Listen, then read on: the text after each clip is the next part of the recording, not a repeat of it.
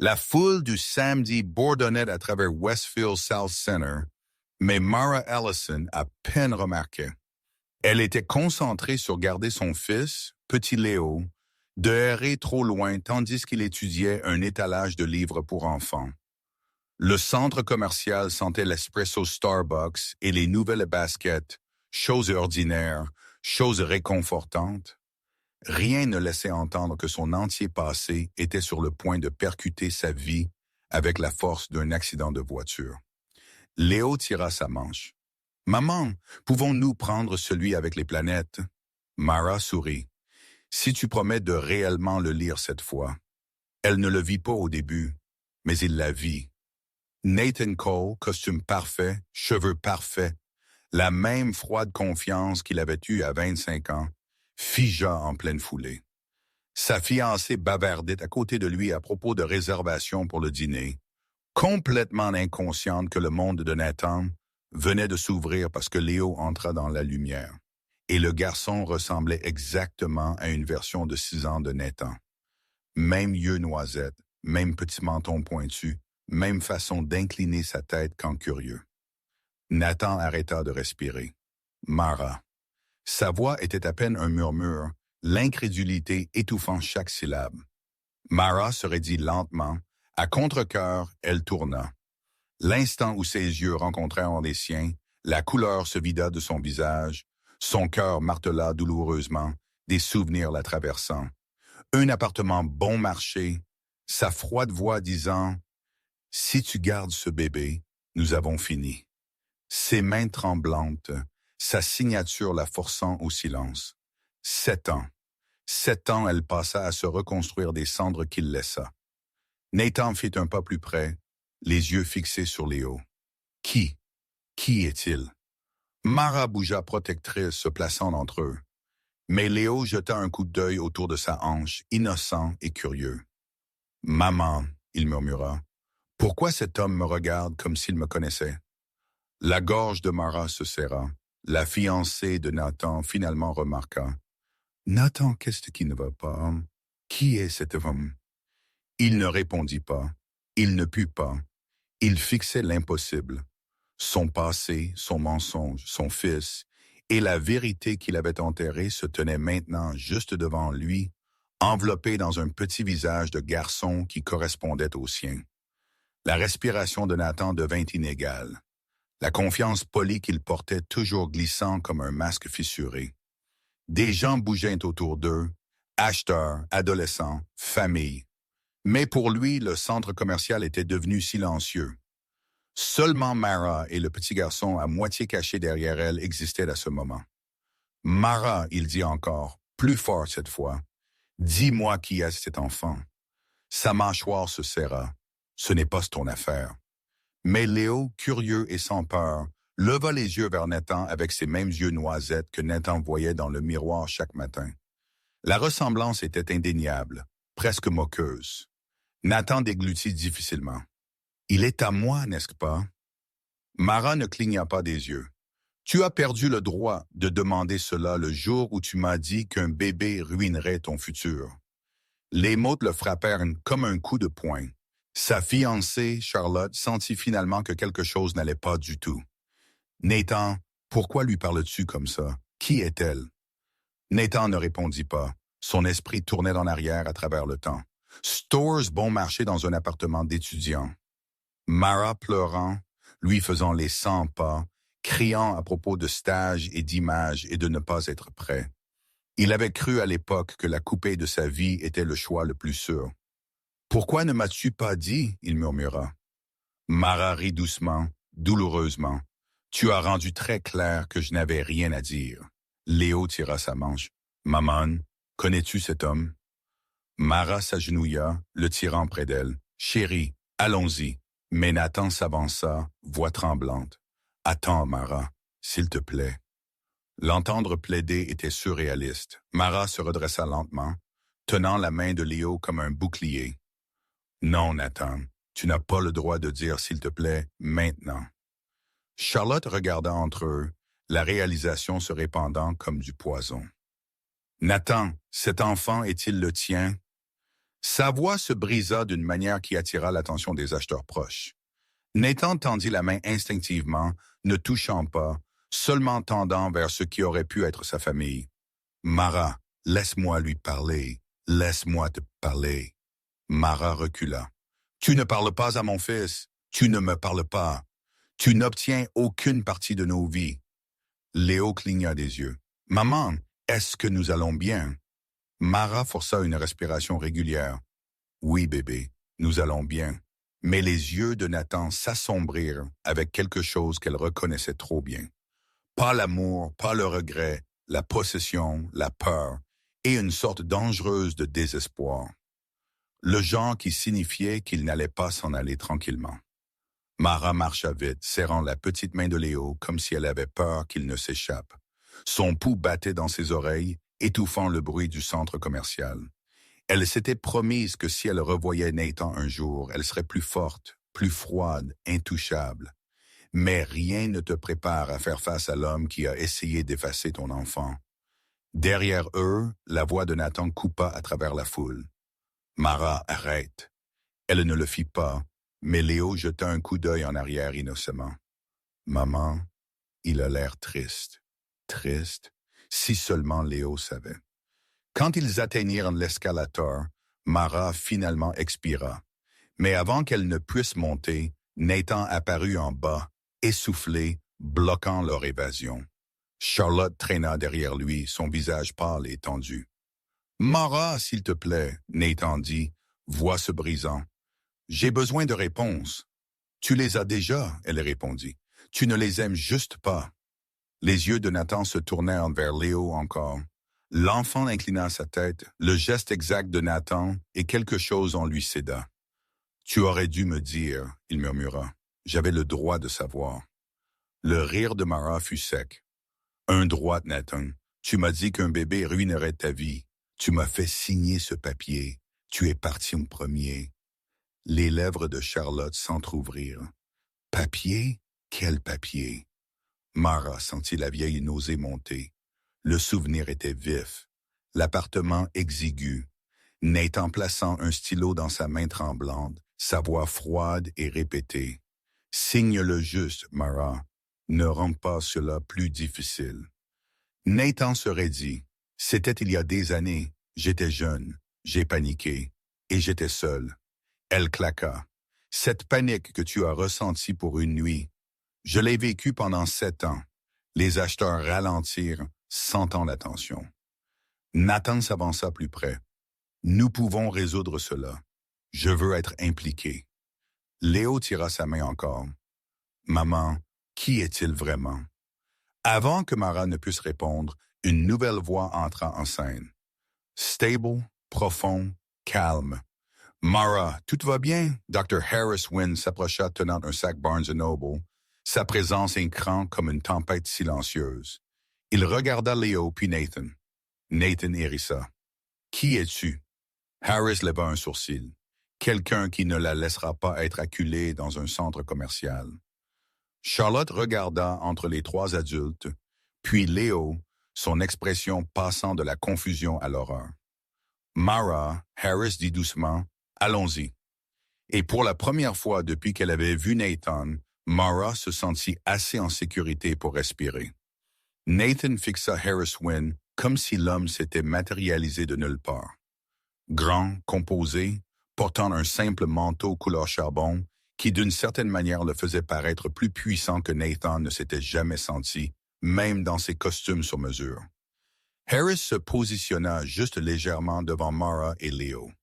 Pas agressivement, mais avec une autorité tranquille qui fit serrer la mâchoire de Nathan. « Je lui parle. » Nathan claqua. « Ceci est entre nous. » Harris ne cligna pas des yeux.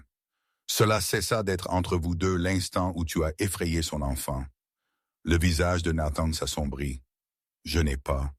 Tu as fait. » La voix de Harris resta calme, mais l'acier en dessous était indubitable. Léo se rapprocha de Harris, sentant instinctivement la sécurité. Mara remarqua et ressentit une vague de soulagement surprenante. Harris avait toujours été gentil pendant ses quarts de travail à la librairie, mais le voir la protéger maintenant, Cela secoua quelque chose en elle. Charlotte s'avança, voix tremblante. Nathan, qui est-elle et pourquoi ce petit garçon ressemble? Elle s'interrompit, les yeux s'écarquillant d'une horreur naissante. Nathan l'ignora. Myra, nous parlons maintenant. Non, Myra dit fermement. Nous partons. Elle essaya de guider Léo vers la sortie, mais Nathan tendit la main comme pour lui saisir le bras. Harris bougea instantanément, ne touchant pas Nathan, juste s'approchant assez pour le forcer à reculer. Ne fais pas, Harris avertit doucement. Pas ici. Jamais. Les acheteurs regardaient maintenant ouvertement. Un garde de sécurité commença à marcher vers eux. Nathan jeta un coup d'œil autour, réalisant que cette confrontation lui échappait rapidement. Mara. Nathan siffla, baissant sa voix. Courir ne changera pas la vérité. Mara leva son menton. Je ne cours pas. Je protège mon fils de l'homme qui a autrefois essayé de l'effacer. Les narines de Nathan se dilatèrent. Tu aurais dû me dire qu'il existait. Et tu aurais dû te soucier qu'il puisse, elle répliqua. Léo leva les yeux vers Harris. Pouvons-nous rentrer à la maison maintenant? Harris hocha la tête. Oui, mon pote. Sortons vous deux d'ici. La voix de Charlotte se brisa. Nathan, est-il vraiment ton enfant? Nathan ne répondit pas. Ce silence était plus fort que tout ce qu'il aurait pu dire. Harris guida Mara et Léo vers la sortie. Lent, stable, inébranlablement calme. Pour la première fois depuis des années, Mara ne se sentit pas acculée. Elle se sentit défendue. Et tandis que Nathan les regardait s'éloigner, quelque chose de toxique vacilla dans ses yeux. Une promesse, un avertissement. Il n'avait pas fini. Nathan Cole avait toujours été le genre d'homme qui entrait dans une salle de conseil et possédait l'oxygène. Mais tandis qu'il descendait l'escalator avec Charlotte traînant derrière lui, il sentit quelque chose qu'il n'avait pas senti depuis des années. La panique lui griffant la gorge. Sa réflexion dans la rampe en verre semblait inconnue. Secouée, pâle, acculée. Charlotte finalement parla, voix tremblante de retenir des larmes. « Nathan, réponde-moi, cet enfant était-il le tien? » Il ne répondit pas. Son silence s'étira trop longtemps, trop lourdement. La respiration de Charlotte se coupa. « Oh mon Dieu! » Nathan se frotta la mâchoire durement. C'était il y a longtemps. Je ne savais pas qu'elle gardait. Ne finis pas cette phrase. Elle claqua. Tu as l'air coupable. Coupable ne commençait pas à le couvrir. Il avait bâti une vie sur le contrôle. Image soigneusement conçue. Pouvoir corporatif montant, la prochaine fête de fiançailles au Ritz-Carlton et la promesse de son futur beau-père lui remettant la voix du PDG. Le scandale n'était pas un inconvénient. C'était une sentence de mort professionnelle et un fils secret qui était nucléaire. Charlotte croisa les bras. « Pourquoi ne m'as-tu pas dit que tu avais un passé avec elle? » Nathan expira brusquement. « Ce n'était pas sérieux. J'étais jeune. Elle est tombée enceinte. »« Et toi quoi? » Charlotte demanda. « Tu l'as pressé de le finir. » Nathan ne répondit pas assez vite. Charlotte haleta, trébuchant jusqu'à l'arrêt. « Nathan, dis-moi que tu n'as pas. » Il rencontra finalement ses yeux. « J'ai paniqué. J'ai fait des erreurs. »« Erreurs !» elle répéta, voix se brisant. « Nathan, ce petit garçon te ressemble exactement. » Nathan détourna le regard. Chaque partie de lui criait de reprendre le contrôle, de corriger le récit, de sauver son futur. « J'ai besoin de lui parler. Nous avons besoin de clarté. » L'expression de Charlotte se durcit. « Non, ce dont tu as besoin est de prier que cela n'atteigne jamais mon père. » L'estomac de Nathan se serra. Son père, président de l'ensemble du groupe de vente au détail Cobridge, avait zéro tolérance pour le scandale. Il avait menacé de renvoyer des cadres pour bien moins. Nathan murmura, « Charlotte, ne lui dis pas, s'il te plaît. » Elle recula de lui comme s'il était contagieux. « Je ne peux pas te protéger si tu as menti sur quelque chose d'aussi gros. » Son téléphone vibra. Un message de son assistant. Conseil veut confirmation des détails de la fête de fiançailles. Il le fixa, le pouls martelant. Sa vie parfaite était déjà en train de se fissurer. Et quelque part là-bas, Mara Ellison, avec un garçon qui portait son visage, était celle qui tenait l'allumette. Le soleil était bas quand Mara et Leo atteignirent leur petit appartement dans le sud de Seattle. Les lumières du couloir clignotaient comme toujours, ordonnant avec ce léger buzz électrique qui lui rappelait qu'elle ne vivait pas dans un endroit où les gens se sentaient assez en sécurité pour se plaindre. Elle déverrouilla la porte, faisant entrer Léo doucement. « Maman, cet homme t'a-t-il fait du mal avant ?» il demanda doucement. Son cœur se serra. « Non, bébé, il n'était juste pas bon pour nous. » Léo hocha la tête comme s'il comprenait plus qu'un enfant de 6 ans ne devrait jamais. À l'intérieur, l'appartement se sentait trop exigu, trop silencieux. Le vieux canapé s'affaissait au milieu et une pile de boîtes de livraison Amazon encombrait le coin. Les fournitures scolaires de Léo, un Kindle d'occasion que Mara avait acheté bon marché, des choses pour lesquelles elle avait budgété soigneusement. Elle avait construit cette vie pièce par peur et nécessité. Pourtant, c'était toujours la sienne, toujours sûre jusqu'à là aujourd'hui. Tandis que Léo s'installait avec son nouveau livre, Mara se glissa dans la salle de bain et verrouilla la porte. Sa respiration trembla. Revoir Nathan avait ouvert quelque chose qu'elle pensait avoir enterré sous 7 ans de survie. Elle se rappela la nuit où elle le quitta. Les cris, les menaces, le papier qu'il força dans ses mains. Sa voix écho, « Si tu fais cela, Mara, tu détruis nos 2 futurs. » Mais maintenant le voici, vivant le futur qu'il a choisi et voulant accès à celui qu'elle protégeait. Un coup la sursauta.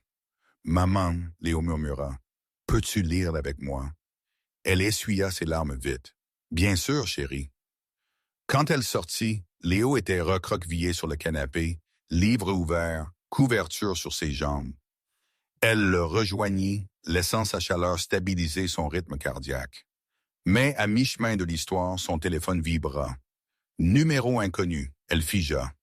Un autre buzz, puis un texte. « Nous devons parler. » Nathan, son estomac devint de la glace. Un deuxième message arriva immédiatement. « Si tu m'évites, j'impliquerai des avocats. » Mara serra le téléphone si fort que ses phalanges s'élargirent. Elle savait que Nathan savait jusqu'où il irait quand acculé. Il ne tendait pas la main comme un père. Il tendait la main comme un homme terrifié de perdre sa réputation. Léo se pencha contre elle. « Maman, est-ce que nous allons bien? » Elle embrassa le haut de sa tête. « Nous le serons. » Mais au fond, elle le savait. La tempête commençant à monter, et cette fois, elle ne la survivrait pas seule. Nathan Cole n'était pas un homme qui tolérait l'incertitude. Et ce soir, assis dans son penthouse de Los Angeles avec la ligne d'horizon se reflétant sur les murs de verre, l'incertitude était tout ce qu'il avait. Il desserra sa cravate, faisant les 100 pas devant les fenêtres du sol au plafond. Chaque fois qu'il clignait des yeux, il voyait le visage de Léo. Son visage, un miroir qu'il n'avait jamais demandé. Une vérité qu'il passa 7 ans à enterrer. Il attrapa son téléphone et composa un numéro privé. Une voix douce répondit. « Monsieur Cole, j'ai besoin d'informations. » Nathan dit brusquement. « À propos d'une femme nommée Mara Ellison. Tout. Où elle travaille, où elle vit, qui elle voit. Je le veux d'ici le matin. » Une pause. « Est-ce une affaire légale? » « Cela le sera, » Nathan marmonna. « Elle m'a caché un enfant. » Une autre pause presque critique. « Compris. » Nathan termina l'appel, poitrine serrée. Il se dit que c'était à propos de justice, de droit, d'être pris au dépourvu.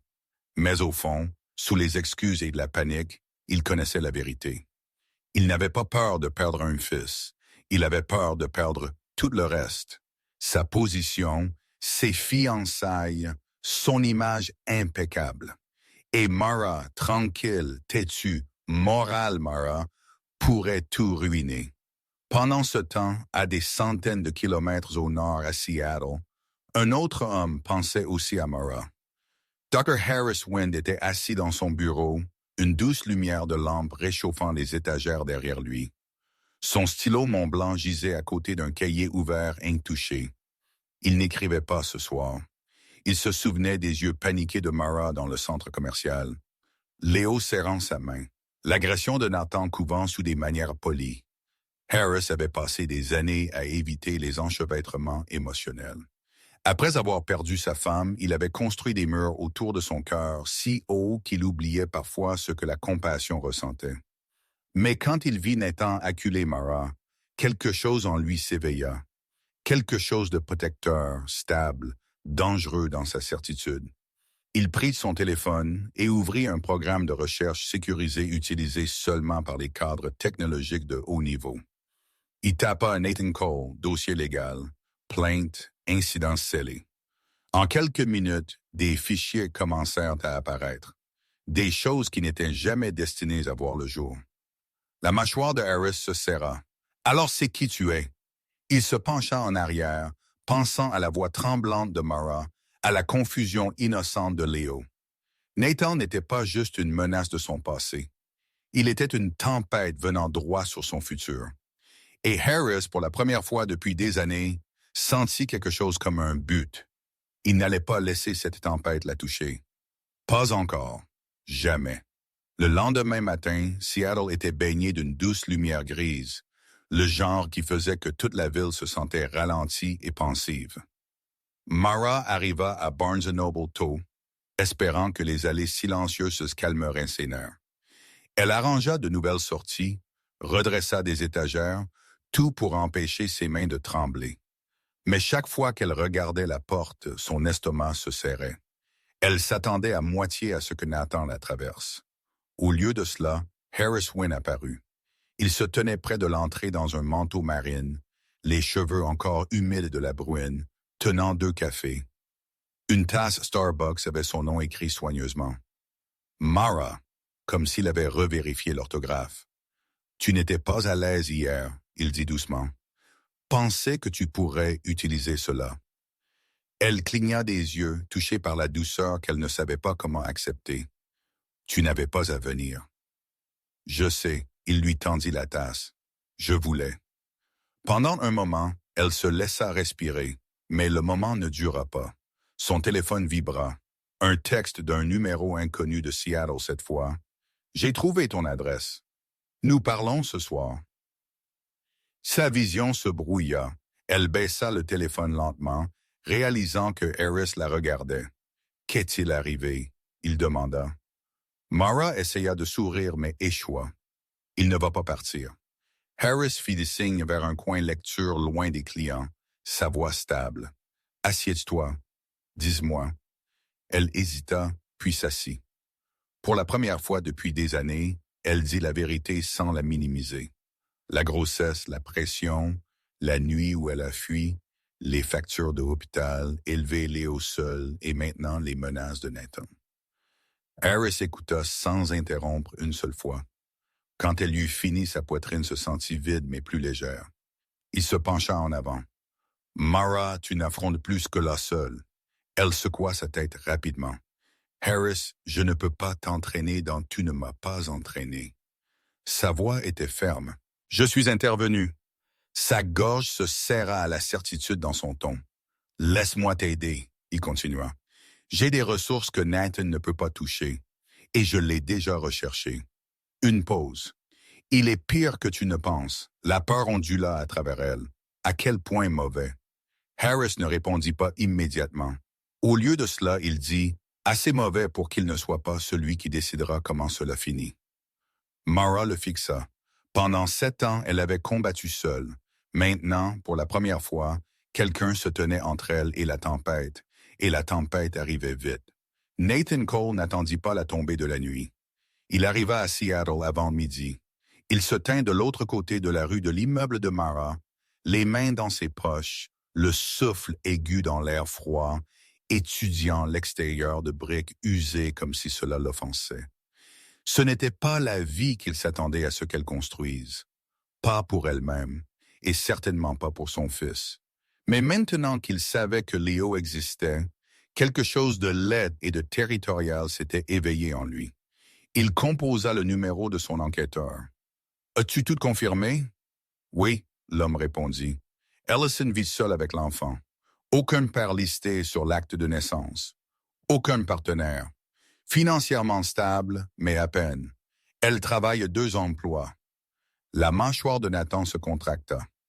Bien, et le garçon? Des problèmes médicaux, dossiers scolaires, tout propre, enfant brillant. Les professeurs disent qu'il est doué. Nathan sentit un éclair de fierté. Rapide, non désiré, irritant. Envoie-moi tout et continue de surveiller. Il raccrocha, les yeux dérivant vers la fenêtre de l'appartement où une silhouette bougeait derrière les rideaux. Il se dit qu'il faisait la bonne chose. Il se dit que c'était à propos de droit, de justice, de responsabilité. Mais au fond, il connaissait la vérité.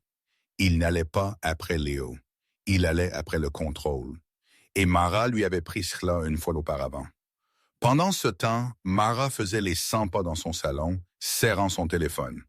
Harris se tenait à proximité, appuyé contre le comptoir de la cuisine, lisant un email sur son MacBook Pro. Son calme la calmait, mais ses mains tremblaient encore. « Il est ici », elle murmura. « Je peux le sentir. » Harris ne le questionna pas. Il marcha jusqu'à la fenêtre, tira le rideau en arrière d'1 pouce, et le voilà, Nathan, regardant le bâtiment comme un chasseur étudiant sa proie. L'expression de Harris ne changea pas, mais quelque chose de froid glissa derrière ses yeux. « Prépare un petit sac pour Léo. Tu ne restes pas ici ce soir. » Mara déglutit difficilement.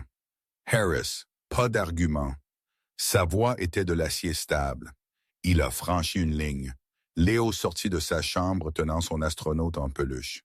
« Allons-nous quelque part, maman? »« Oui, chérie, » elle dit doucement, forçant un sourire. « Juste un petit voyage. » Tandis qu'elle fermait la fermeture éclair du sac à dos de Léo, Harris passa un appel.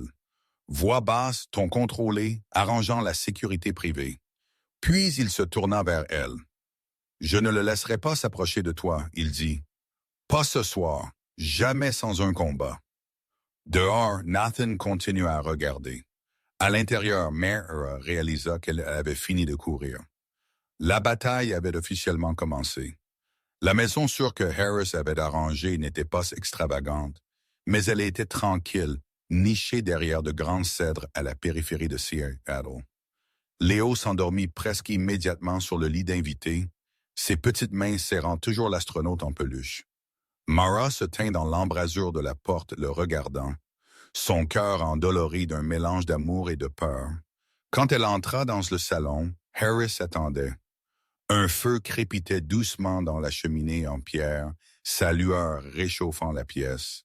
Il lui fit signe de s'asseoir. « Vous êtes en sécurité ici, » il dit doucement.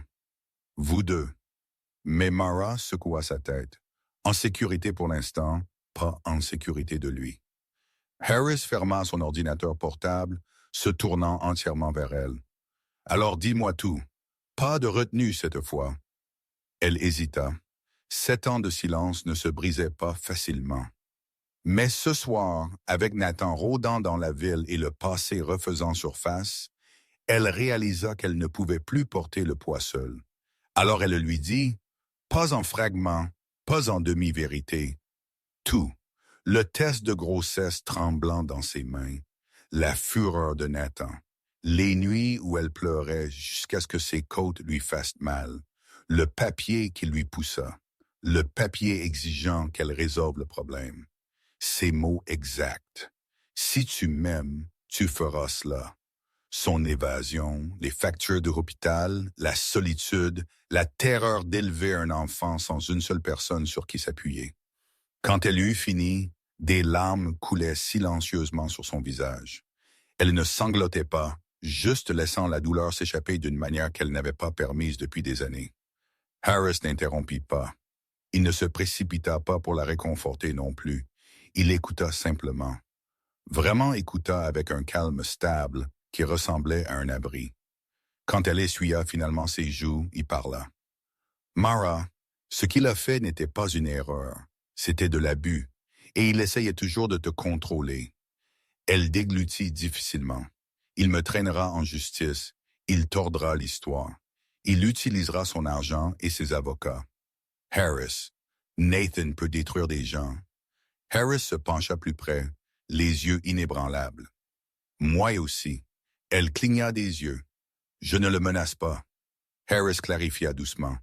Mais je ne le laisserai pas utiliser la peur comme une arme contre toi. Pas encore. Pour la première fois cette nuit-là, la respiration de Mara ne trembla pas parce qu'elle le crut. Et quelque part dans la ville, Nathan Cole faisait ses propres plans. Des plans qui les pousseraient tous les trois au-delà du point de non-retour. Nathan Cole était assis dans son bureau de Los Angeles le lendemain matin, fixant la ville du 32e étage. Habituellement, la ligne d'horizon le calmait, lui rappelait son pouvoir, son progrès, son contrôle. Aujourd'hui, cela lui rappelait seulement à quel point il pouvait tomber de haut. Il avait à peine dormi. Son esprit ne cessait de rejouer le visage de Léo. « Mon fils ». Les mots refusaient de s'installer confortablement. Il rampait sous sa peau, passant de la culpabilité à quelque chose de plus sombre. La porte de son bureau s'ouvrit. Charlotte entra sans frapper. Son expression était sculptée dans la glace. « Nous devons parler », elle dit. Nathan se prépara. « Charlotte, je peux expliquer. » Expliquer, elle jeta une photo imprimée sur son bureau, les images de sécurité du centre commercial, lui se tenant à quelques centimètres de Mara, Léo à côté d'elle. La ressemblance était indéniable. « Mon père a vu cela », elle dit. « Il veut des réponses. » Le sang de Nathan se glaça. « Tu lui as montré? Il est le président de Colbridge. Ta carrière entière dépend de lui. Bien sûr, je lui ai montré. » Nathan se leva brusquement. Ceci est exagéré. Son rire fut sec, sans humour. Un enfant secret n'est pas hors de proportion. Et puis j'ai trouvé ceci. Elle jeta un autre papier, une capture d'écran d'email. Les mots de Nathan d'il y a des années. Signe-le. Occupe-t'en. Ne rende pas ce que la pire. Le visage de Nathan se vida. Où as-tu eu cela? Charlotte croisa les bras. Devrais-je te demander combien de femmes tu as menacées? Ou Mara est-elle la seule qui a gardé la preuve? Le pouls de Nathan martela. J'ai paniqué. C'était une erreur. Charlotte recula de lui. Mon père veut savoir si l'histoire devient publique. Il a dit, et je cite, « Si Nathan a frappé un enfant, il cache d'autres choses. Nous ne pouvons pas lui faire confiance avec l'entreprise. » Nathan serra le bord de son bureau. Tout ce qu'il avait construit, des années à polir son image, à cultiver son influence, à gagner la confiance du président. Tout glissait. Il força une respiration. « Charlotte, je peux arranger cela. » « Comment? » Elle claqua. « Entraînant Mara en justice? En déchirant la vie de ce petit garçon? Quel genre d'homme es-tu? » La mâchoire de Nathan se serra. Un homme qui ne laissera pas quelqu'un ruiner tout ce pour quoi il a travaillé. Charlotte le fixa avec un mélange de pitié et de dégoût. « C'est un enfant, Nathan. Pas un scandale, pas une menace. » Mais pour Nathan, c'était la même chose. Et tandis que Charlotte sortait, claquant la porte derrière elle, Nathan prit une décision. Si Mara ne coopérait pas volontairement, il la ferait.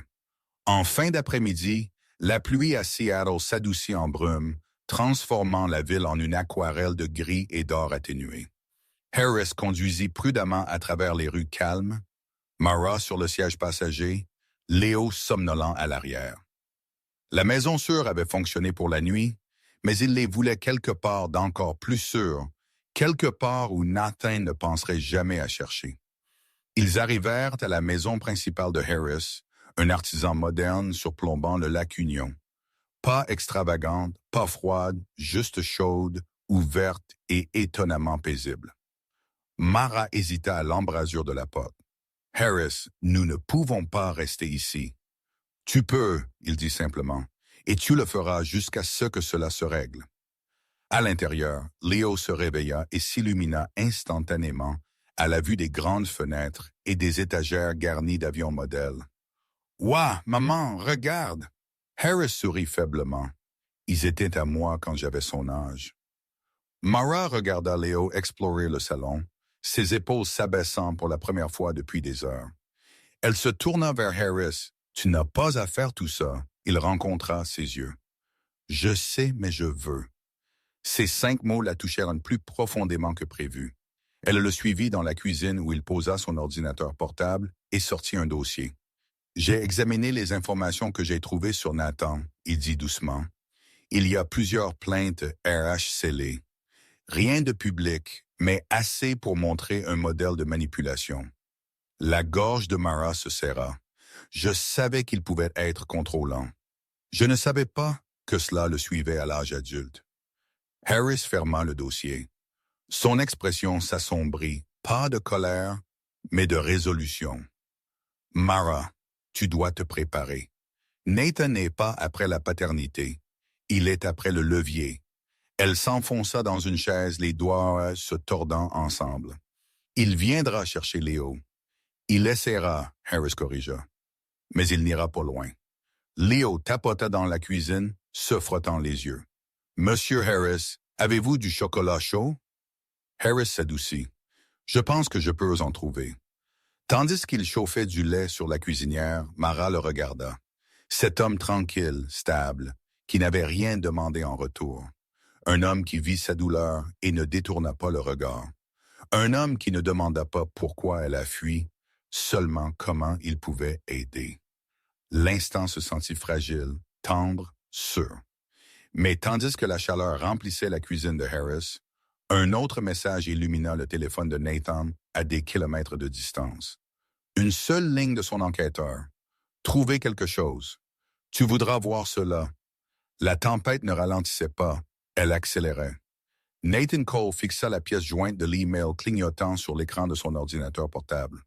Son enquêteur avait livré exactement ce qu'il voulait, peut-être plus que ce qu'il voulait.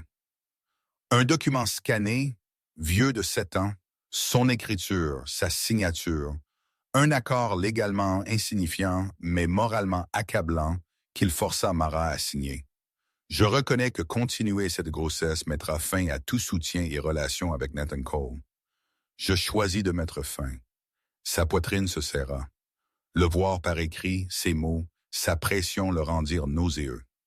Mais la peur supplantait rapidement la culpabilité.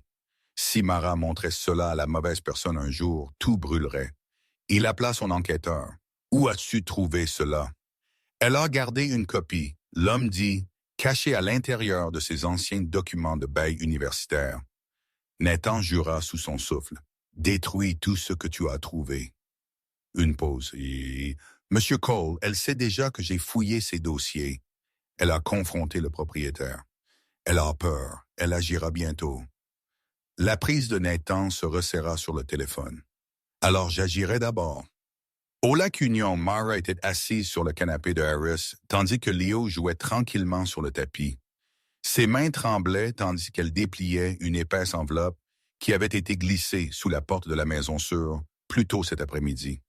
Une enveloppe qu'elle supposait être de l'équipe de sécurité de Harris, mais ce n'était pas le cas. À l'intérieur se trouvait une assignation à comparaître, une pétition pour évaluation de garde d'urgence déposée par Nathan Cole. Sa vision se brouilla. Léo leva les yeux.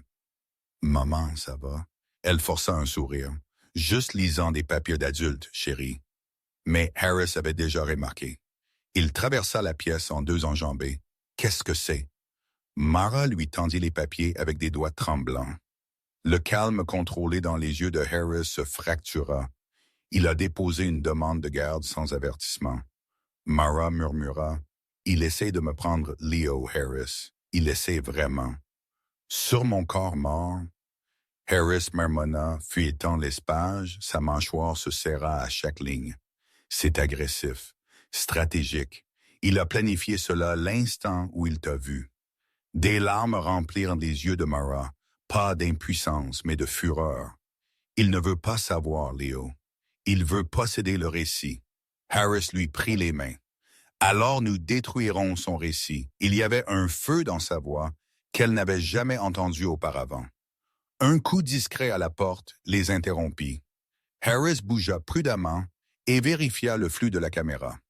Une femme se tenait dehors, grands yeux, cheveux blonds, ébouriffés, terrifiée. « Mara Ellison », elle appela doucement. S'il te plaît, j'ai besoin de te parler. Je connais Nathan. Le cœur de Mara chuta. Un autre fantôme du passé était arrivé. Harris ouvrit la porte avec prudence, gardant une main subtilement positionnée pour bloquer l'accès. La femme sur le porche frissonna sous la faible lumière du porche, son manteau trempé par la brume de Seattle. Elle avait l'air épuisée. Comme quelqu'un qui n'avait pas dormi depuis des jours.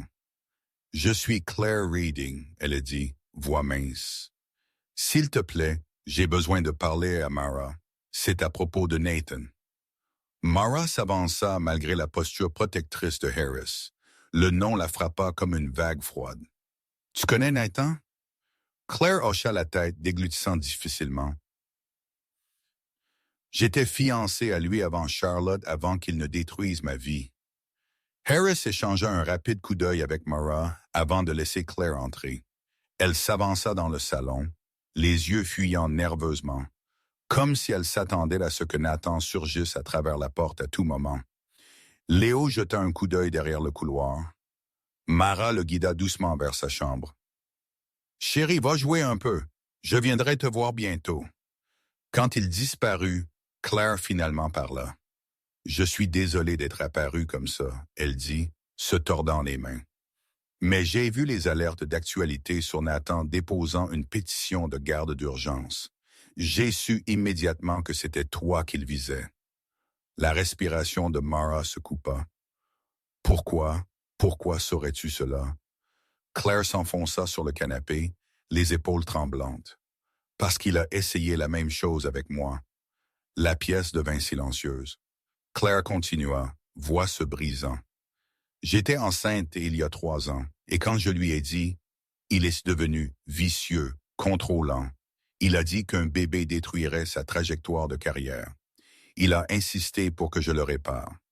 Quand j'ai refusé, il a menacé de prendre l'enfant et de prétendre que j'étais instable. » Mara sentit le sang se vider de son visage.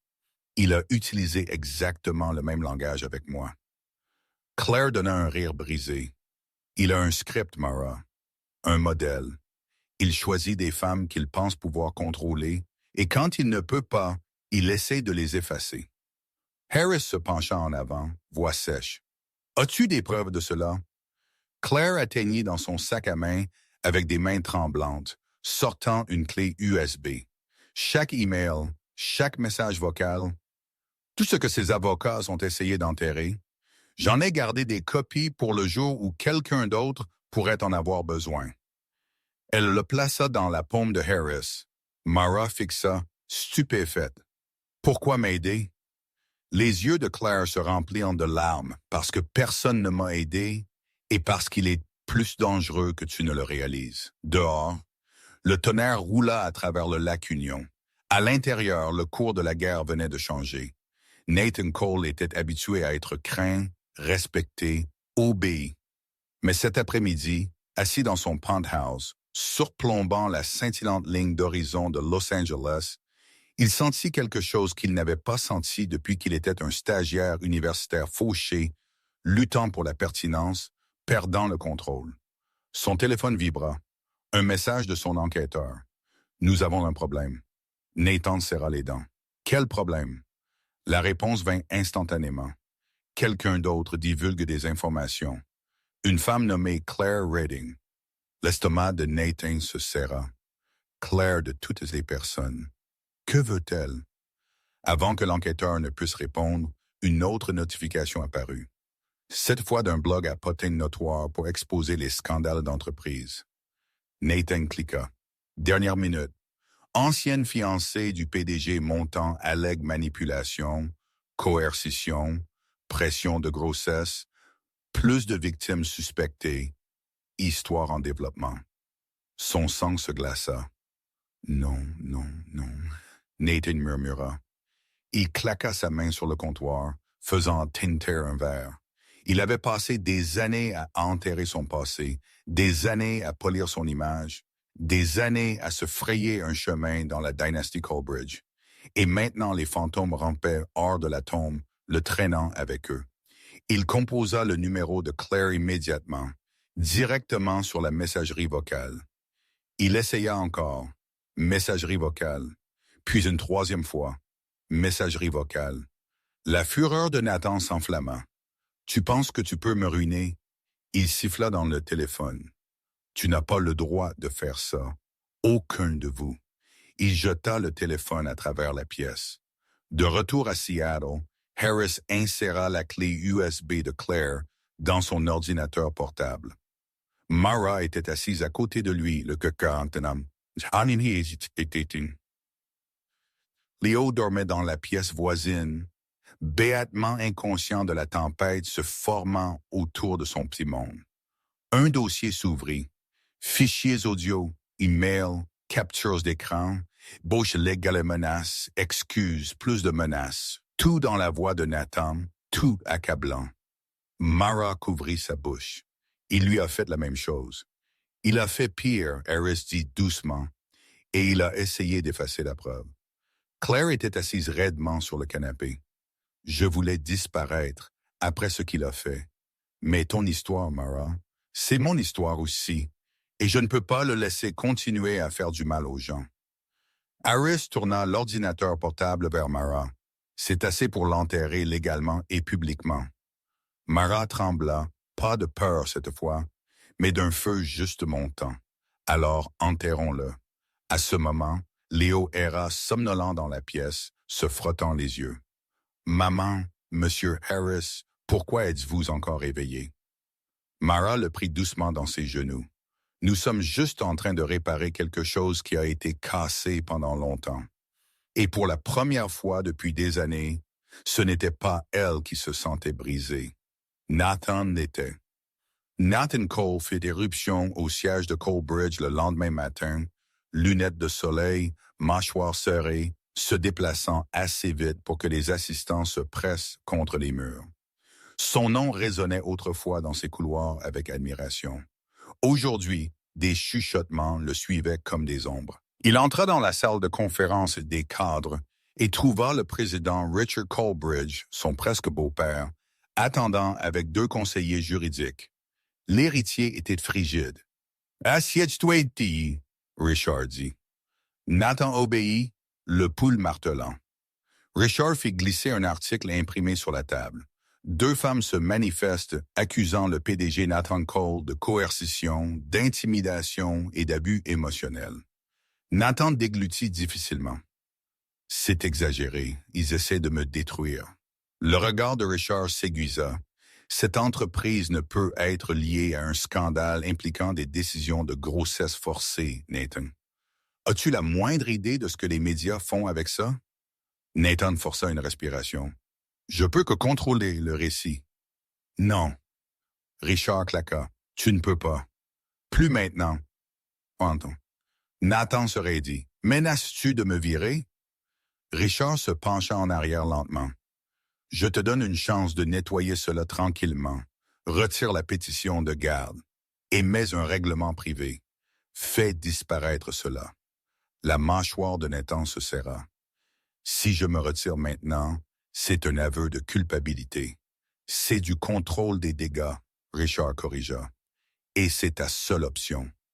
Nathan se leva, tremblant de rage. Je ne vais pas laisser Mara Ellison faire de moi un idiot. Et je ne vais pas laisser un enfant faire dérailler mon futur. Richard se leva aussi, sa voix baissant à un niveau glacial. Sois très clair, Nectane. Si tu choisis la guerre, tu la combats seul. Nathan se figea seul. Ce mot frappa plus profondément qu'il ne s'y attendait. Il quitta la salle de conseil rigide, la peau brûlante d'humiliation. Dehors, Charlotte attendait, les yeux gonflés d'avoir pleuré. Elle s'avança. « Mon père t'a donné une chance de t'en aller. » Elle murmura. « Prends-le. » Nathan la fixa. « Si tu crois vraiment que je suis le monstre qu'il dépeigne, alors pourquoi es-tu toujours ici? » L'expression de Charlotte se brisa. « Parce qu'une partie de moi espérait que tu ne l'étais pas, mais tu n'arrêteras pas. » C'est ce qui me fait peur. Elle passa devant lui, effleurant son épaule légèrement. Accidentellement ou délibérément, il ne pouvait pas dire. Pendant ce temps, à Seattle, Harris posa 3 ordinateurs portables sur la balle à manger, construisant une chronologie de preuves. Mara se tenait à côté de lui, les mains tremblantes encore. « Harris, que faisons-nous maintenant? » Elle demanda. Il leva les yeux stables. « Maintenant, Mara, nous arrêtons de jouer la défense. » Il tourna l'écran vers elle et nous mettons ta vérité en lumière. Les lignes de bataille étaient officiellement tracées. Les lumières du soir de Seattle scintillaient sur le lac Union, tandis que Mara se tenait sur le balcon de Harris, serrant la rampe pour calmer sa respiration. La ville semblait paisible, fallacieusement ainsi. À l'intérieur de la maison, les ordinateurs portables bourdonnaient, les documents se chargeaient, les chronologies se resserraient. La guerre prenait des formes étranges, elle pensa. Parfois, cela ressemblait à du code sur un écran. Harris se tint à côté d'elle. « Nous sommes proches, » il dit. « Les fichiers de Claire nous donnent un mobile, modèle, intention. Nous avons juste besoin du lien final. » Mara força un sourire serré, le lien qui montre qu'il n'a jamais changé. Avant que Harris ne puisse répondre, son téléphone vibra. Un numéro qu'il ne reconnaissait pas. Il répondit avec prudence. Une voix douce, tremblante parla. « Est-ce Dr. Wynne? »« Oui, qui est-ce? »« Mon nom est Elise Monroe. Je pense que nous devons nous rencontrer. J'ai travaillé sous Nathan Cole chez Colebridge. » La posture de Harris s'aiguisa. « Comment as-tu eu mon numéro? »« Claire me l'a donné, » Elise murmura. « Elle a dit que quelqu'un d'autre lui faisait finalement face. » Mara s'avança plus près, le cœur battant. Elise continua. « J'ai déposé une plainte contre Nathan il y a 2 ans. Les RH l'ont enterré. Ils m'ont déplacé à un département différent et il s'est assuré que je ne sois plus jamais promu. Mais j'ai sauvegardé les emails. Tous! » Mara couvrit sa bouche, l'émotion lui serrant la poitrine. Une autre victime, une autre pièce de la vérité. La voix de Harris s'adoucit. « Elise, peux-tu venir en sécurité? »« Je suis dehors, » elle murmura. « Je ne savais pas où aller d'autre. » Mara et Harris figèrent tous les deux. Harris se précipita en bas et ouvrit la porte. Elise se tenait là, milieu de la vingtaine, les cheveux tremblants dans le vent, serrant un mince dossier contre sa poitrine comme une armure. Elle avait l'air terrifiée et déterminée. « Je ne veux pas d'argent, » elle dit immédiatement. « Je veux juste qu'il soit exposé. » Mara s'avança. « Tu es courageuse de venir. » Elise secoua sa tête. « Non, je suis désespérée.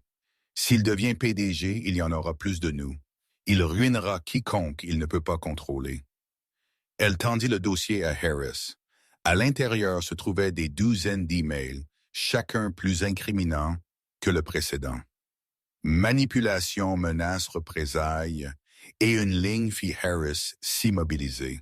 « Je l'ai déjà fait. Je peux faire disparaître cela aussi. » Et voix, Mara sentit l'air quitter ses poumons. « Ça, c'est lui qui l'admet, » elle murmura. « Tout ce qu'il a fait à Claire, à Elise, à moi, Harris rencontra ses yeux. Et maintenant, il dit doucement, « Nous portons ce cas-là à quelqu'un qui ne peut pas être acheté. » Pour la première fois, Mara sentit le changement. Pas la peur, pas la survie, le pouvoir. Harris conduisit avec une concentration si aiguisée que cela semblait chirurgical. Les lumières de la ville du centre-ville de Seattle traversant le pare-brise comme des coups de pinceau frénétiques. Sur le siège passager, Mara serrait le dossier d'Elise comme s'il contenait le cœur battant de l'affaire, parce que c'était le cas. Claire était assise à l'arrière, les mains se tordant nerveusement tandis que Léo dormait, la tête reposant sur son épaule. Il se dirigeait vers le seul endroit que Nathan ne pouvait pas atteindre, une réunion privée avec l'avocate d'enquête Dana Whitmore, connue pour déchirer des géants d'entreprise avec rien d'autre que la vérité et un bloc-notes légal. Quand ils arrivèrent, Dana attendait déjà dans son bureau au mur de verre surplombant Elliott Bay. Elle se leva, expression perçante et évaluatrice. « Dr. Wynne m'a dit que c'était urgent. Montre-moi ce que tu as. » Mara lui tendit le dossier avec des mains tremblantes. Dana feuilleta les documents lentement au début, puis plus vite, puis s'arrêta brusquement, ses sourcils levés. Il a admis une coercition antérieure. Elle tapota l'email imprimé. Ceci seul pourrait forcer Cridge à une enquête publique. Claire déglutit. Il y a plus. J'ai enregistré un appel une fois quand il a menacé mon emploi. Dana se tourna vers elle. L'as-tu toujours? Claire hocha la tête. Sur mon ancien téléphone. Je ne l'ai jamais supprimé. Je ne pouvais pas. Apporte-le demain matin. Dana dit. Et garde-le comme une arme, parce que c'est ce que c'est. Mara sentit la pièce s'incliner légèrement. Pas de peur, mais de quelque chose qu'elle n'avait pas osé ressentir depuis des années. Espoir, Dana continua, voix nette. Avec ces témoins et cette documentation, nous ne te défendons pas juste. Nous construisons un dossier qui peut le destituer entièrement du pouvoir. Harris hocha la tête d'un air approbateur. C'est le but. Le regard de Dana s'adoucit légèrement quand elle regarda Mara. Nathan va paniquer quand il réalisera ce que tu as. Les hommes comme lui deviennent imprudents avant de tomber. Mara expira lentement. Il l'est déjà. Avant que Dana ne puisse répondre, le téléphone de Harris vibra violemment. Il le vérifia et son expression s'assombrit. « Qu'est-ce que c'est ?» Mara demanda. Harris tourna l'écran vers elle. C'était un titre. Frais explosif. PDG Nathan Cole vu à Seattle après dépôt de garde d'urgence. Des sources affirment que le conflit avec la mère s'aggrave. La mâchoire de Dana se serra. Il contrôle le récit, essayant de te présenter comme instable. Mara sentit son pouls s'accélérer. Il prépare le public à me haïr. Non. Dana corrigea calmement. Il prépare le public à le regarder tomber. Et quand Mara leva les yeux, elle ne se sentit plus traquée. Elle se sentit prête. Le Ritz-Carlton Los Angeles brillait comme un palais de verre et d'or ce soir-là, rempli de corps, d'investisseurs et de sourires polis. C'était censé être le gala de fiançailles célébratoire de Nathan Cole, sa nuit de triomphe. Au lieu de cela, ce deviendrait la nuit où il fut défait. Nathan se tenait près du grand escalier, ajustant ses boutons de manchette, prétendant que tout allait bien.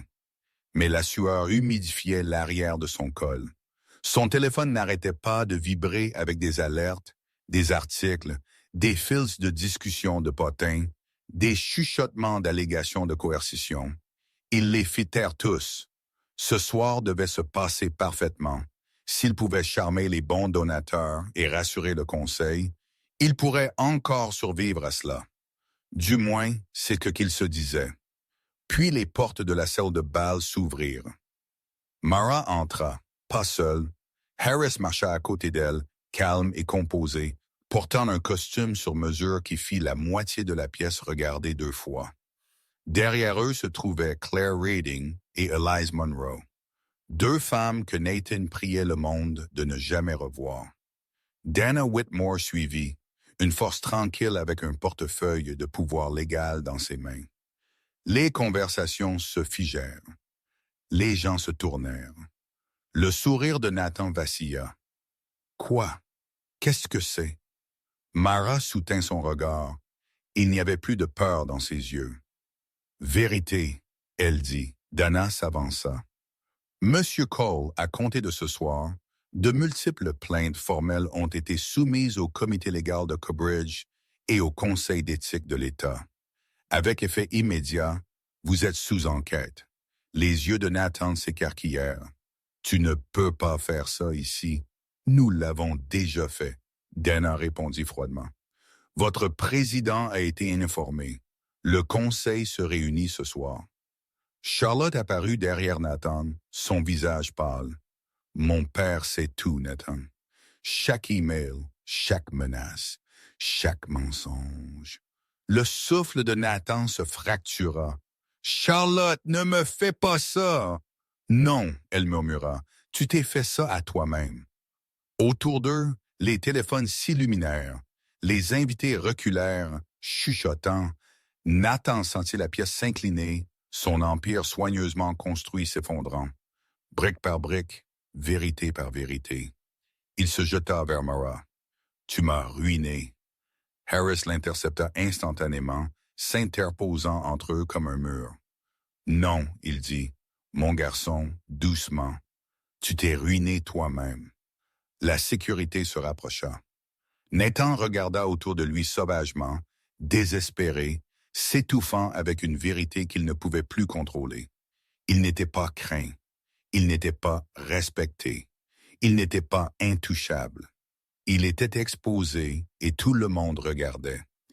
Tandis que la sécurité l'escortait dehors, Mara ne ressentit aucun triomphe, seulement un soulagement, comme expirer un souffle qu'elle avait retenu pendant 7 ans.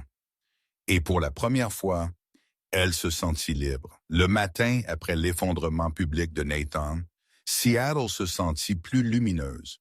Doux soleil scintillant sur le lac Union, douces vagues effleurant le rivage comme un réconfort murmuré.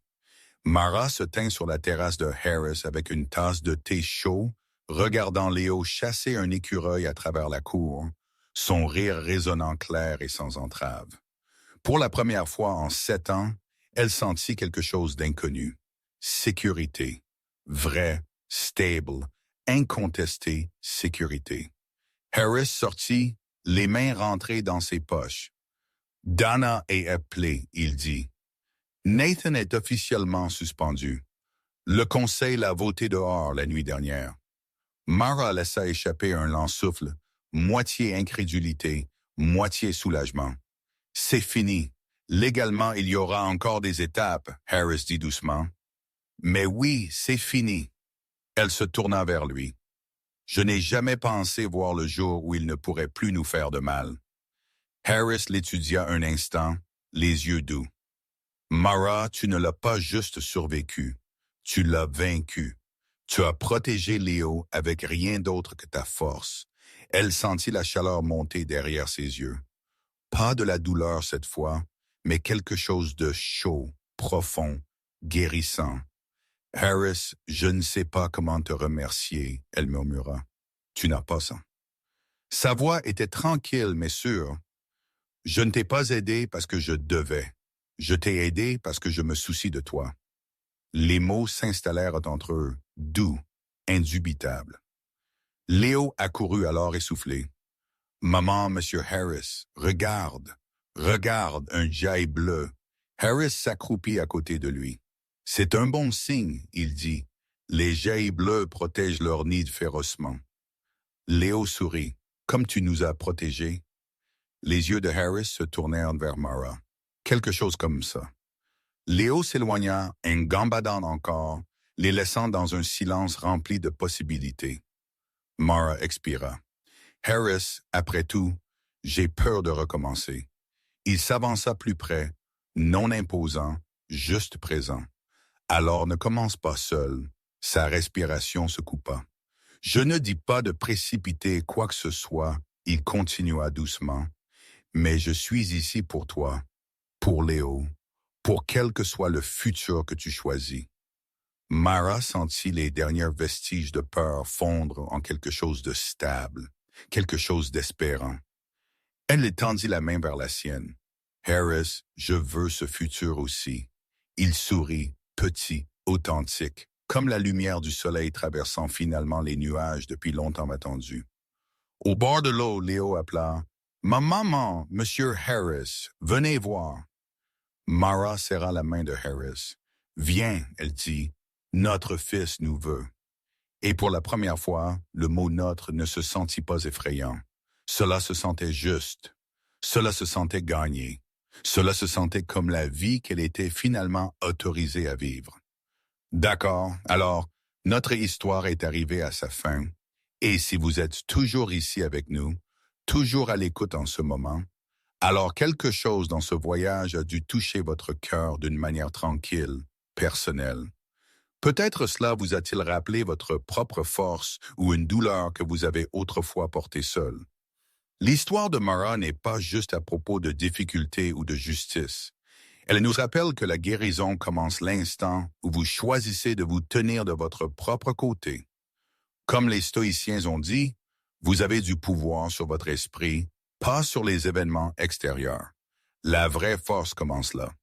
Nous ne pouvons pas contrôler ce que les autres nous font, mais nous pouvons choisir comment nous nous relevons après. Nous pouvons choisir quel genre de personne nous devenons à cause de cela. Cette histoire murmure quelques vérités. Vous méritez un amour qui protège, pas qui nuit. Vous méritez la paix après les tempêtes que vous n'avez pas choisies. Et parfois, l'univers envoie les bonnes personnes juste quand vous vous sentez le plus seul. Si le voyage de Mara a résonné avec vous ou vous a fait penser à quelqu'un que vous aimez, alors s'il vous plaît, aimez cette vidéo, partagez-la avec quelqu'un qui pourrait avoir besoin d'un peu de force aujourd'hui. Et si vous voulez rester avec nous pour plus d'histoires de guérison comme celle-ci, vous n'êtes pas seul. Vous êtes plus fort que vous ne pensez, et votre histoire se déroule encore. Cette histoire que vous venez de regarder est une œuvre de fiction créée uniquement pour la narration émotionnelle, la réflexion et le divertissement. Les personnages, événements et situations ne sont pas réels et ne sont pas basés sur des individus spécifiques. Notre intention n'est jamais de tromper, de désinformer ou de présenter de fausses informations comme factuelles.